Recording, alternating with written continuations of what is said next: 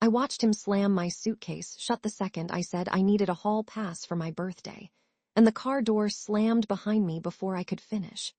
In exactly 3 minutes, my entire life pivoted from a casual celebration to a frantic escape, and I had no idea that asking for a single night of freedom would shatter the fragile peace I'd built with the man I'd called the one. What I'm about to tell you is the exact chain of events that turned a birthday wish into a devastating, yet oddly liberating reckoning. I've always prided myself on being the confident, organized partner. At 32, I ran a boutique marketing firm, kept a meticulously curated Instagram feed, and never missed a deadline, personal or professional. When I met Alex, his quiet steadiness felt like a perfect counterbalance to my high-octane life. He was the kind of guy who would remember my favorite coffee order without asking, who'd text me a meme at 2 a.m. just because he knew I'd laugh. In the first year, we built a routine that seemed bulletproof: work, dinner, Netflix, and the occasional weekend getaway that we documented with perfectly filtered photos for our followers. But after 2 years of syncing calendars, I started to feel the walls of our routine closing in. My friends on Facebook were posting spontaneous road trips. My sister was announcing a surprise bachelorette party, and I was scrolling through Instagram stories of strangers dancing on rooftops while I was stuck in a conference call about quarterly budgets.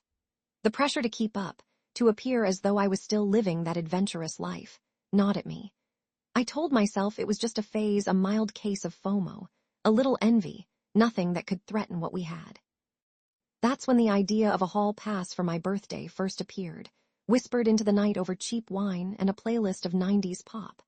I imagined a single, guilt-free night dinner with my best friends, a late-night karaoke session, maybe a short trip to the beach. I rationalized it as a break for both of us. He'd have the house to himself, I'd get my needed breath of fresh air, and we'd come back stronger. I even drafted a polite email to my boss, nodding I'd be out of office for personal development because I wanted everything to be seamless. I sent Alex a text at 7 p.m. on the day of my birthday. Hey love, I've been thinking I'd love a hall pass for tonight. Just a few hours with the girls, then I'll be back. I added a laughing emoji, hopping to soften the request. I didn't expect a reaction. I expected him to say, sure, babe, have fun. I didn't anticipate the silence that followed, the way the typing bubble lingered like a storm cloud over our chat. When Alex finally replied, his words were short, almost mechanical. Okay. No emojis, no jokes, just a curt acknowledgement. My heart thudded, not because I feared rejection, but because I sensed a shift I couldn't yet name. I brushed it off, telling myself I was overthinking, that he was just tired from his shift at the hospital. I posted a story later that night, a selfie with a glittery birthday cake captioned "Hall Pass approved." My friends flooded the comments with heart emojis and yas, the validation I craved. But the moment I turned to pack, Alex's demeanor changed. He stood in the doorway, arms crossed, his jaw set. "You're really going?" he asked, his voice low, almost accusing. I laughed, trying to keep the mood light. "Of course. It's just a few hours. I'll be back before midnight." He didn't smile. Instead, he walked to the closet, pulled out a duffel bag, and began stuffing it with my clothes, my favorite sweater, the pair of shoes I'd bought on sale last month, even the tiny gold necklace I'd saved up for. I stared, mouth open, as he slammed the bag shut and tossed it onto the floor. "What are you doing?" I asked, panic rising. "You're not going anywhere," he said, his tone suddenly fierce. "I'm not comfortable with this. You're staying tonight. We'll celebrate together." My mind raced. I tried to reason, to remind him of the agreement, but his eyes were fixed, unblinking. The room felt suddenly smaller, the air thicker. In that instant, I realized I had misread the entire dynamic.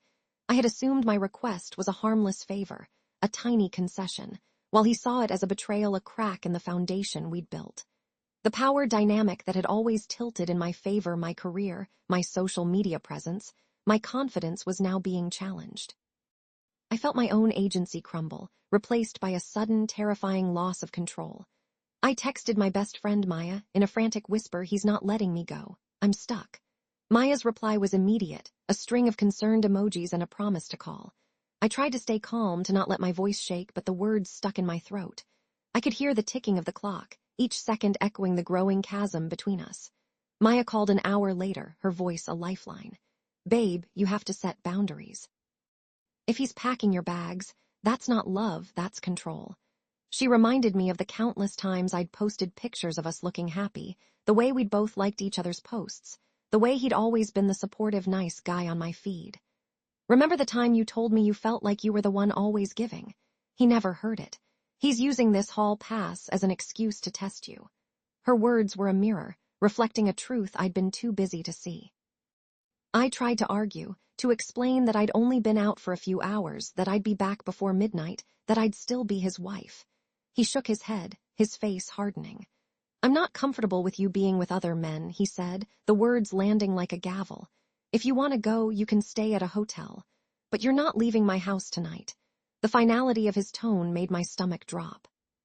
I felt the weight of his expectations, the silent judgment of our shared social circle that would never see the cracks behind the filtered photos. In the next few minutes, I stood in the hallway that had once been a conduit for whispered jokes and midnight snacks, now a battlefield of unspoken accusations. My phone buzzed with a notification, a Facebook event reminder for Maya's bachelorette bash tonight. The invite glowed with excitement, a stark contrast to the cold reality of my living room.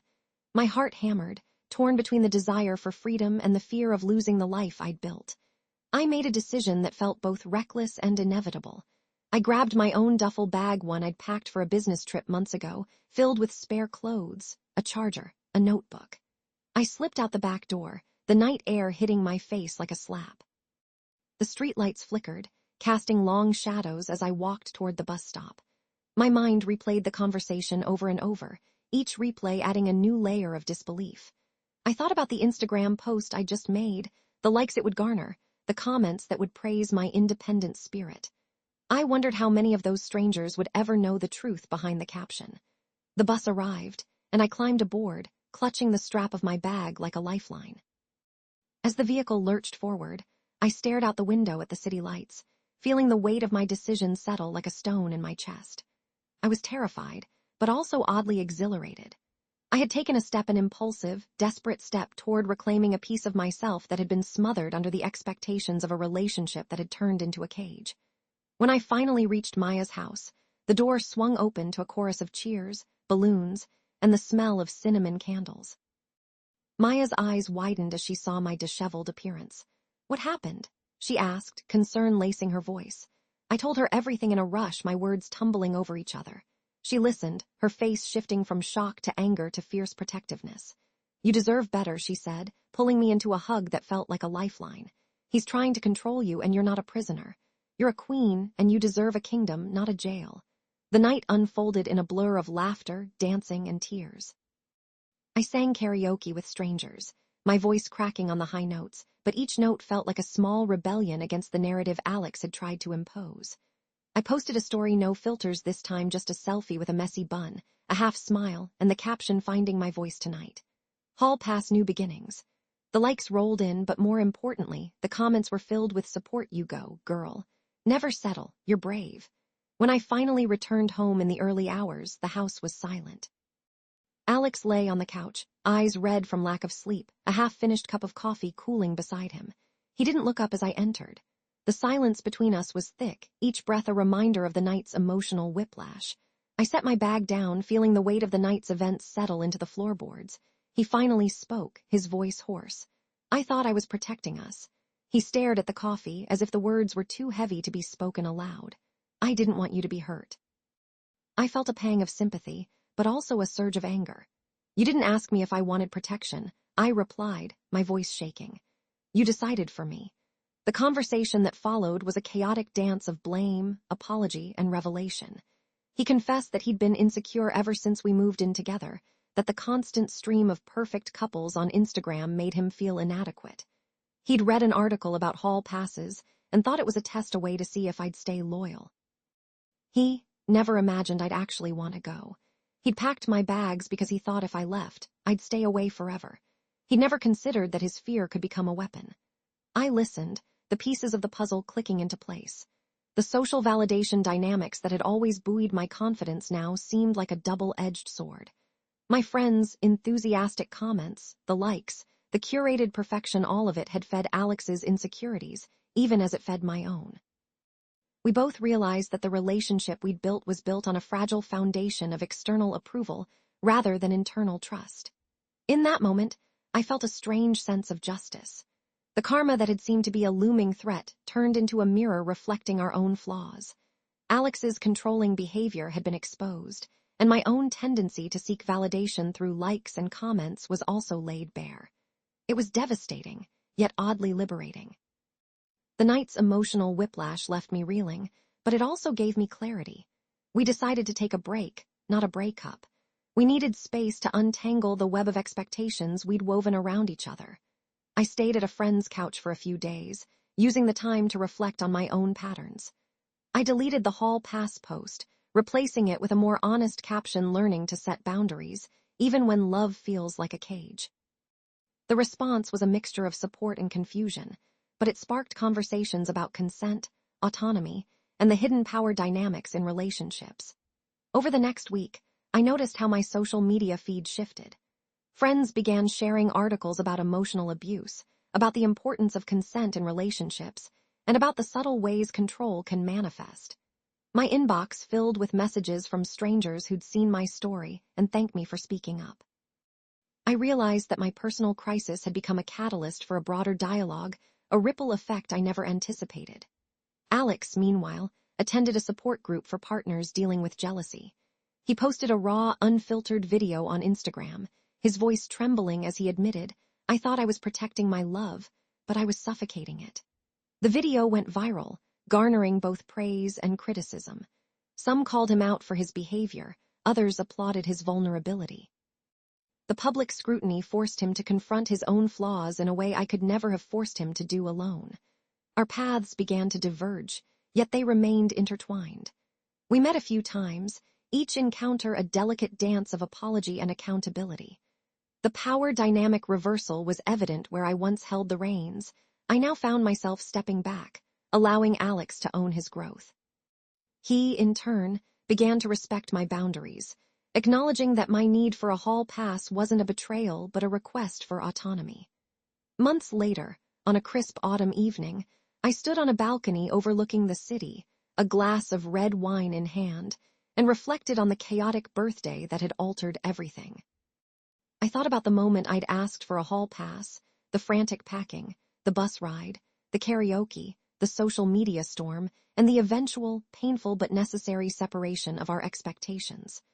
I realized that the hall pass had never been about a night out, it had been a catalyst, a mirror that revealed the cracks we'd both ignored. In the end, the story didn't end with a tidy reconciliation or a dramatic breakup. It ended with a quiet, steady realization that love, when stripped of social validation and external applause, is a messy, imperfect negotiation of boundaries. I learned that asking for space isn't a sign of weakness, but an act of self-preservation. I learned that control disguised as protection can be just as destructive as outright abandonment. And I learned that the most powerful transformations happen when we're forced to confront the uncomfortable truth that we, too, are capable of both giving and receiving harm. Now, when I scroll through my feed, I no longer chase the perfect filter. I post the unedited moments, the messy hair, the half-eaten pizza, the quiet evenings alone because they're authentic. My friends still ask about my birthday, but now I answer with honesty. I got a hall pass, and it turned into a hall of mirrors. I saw myself, I saw him, and I finally saw what I needed. The question that once haunted me, what would happen if I asked for a hall pass, has been answered. The answer was devastating, but it also revealed a path to a more honest, self-compassionate life. And as I close this story, I'm left with one lingering thought: sometimes the most shocking moments, like a suitcase slammed shut, are not the end, but the beginning of a journey toward a truth we were too scared to face. The hall pass was never about a night out, it was about unlocking the door to a life where I could